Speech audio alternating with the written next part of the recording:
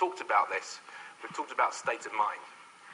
And there is a very strong argument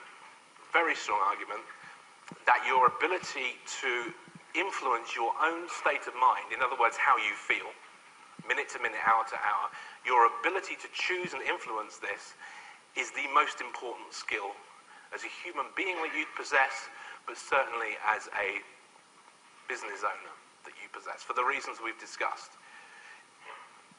And you know, there's basically two ways that this works.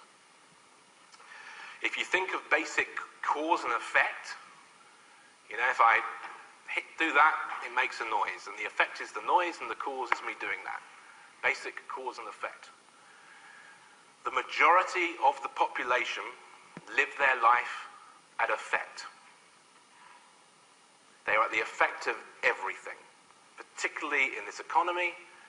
I mean, just watch, and they almost lap it up. They're at the effect of the government, the economy, their customers, the American government, the American economy, their education, their parents, I mean, whatever it is, it's all somebody else's fault. And again, super successful people don't behave like that. Super successful people take responsibility for their own state of mind by living their life at cause, where they are responsible. Well, one of the elements of this is the idea that you are responsible for how you feel, that you can be responsible for how you feel.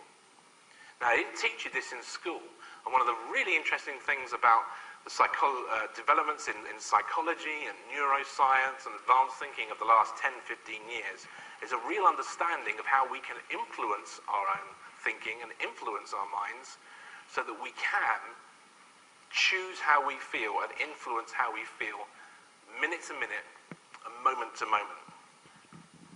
And one of the key areas that you can go in and intervene on are your expectations.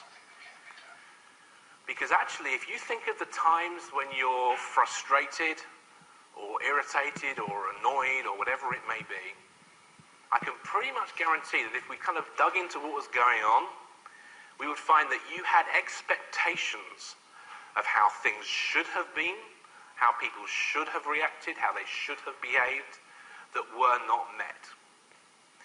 Expectations are a form of belief. We spoke earlier about belief. It's a belief that this person should do this and this person should do that.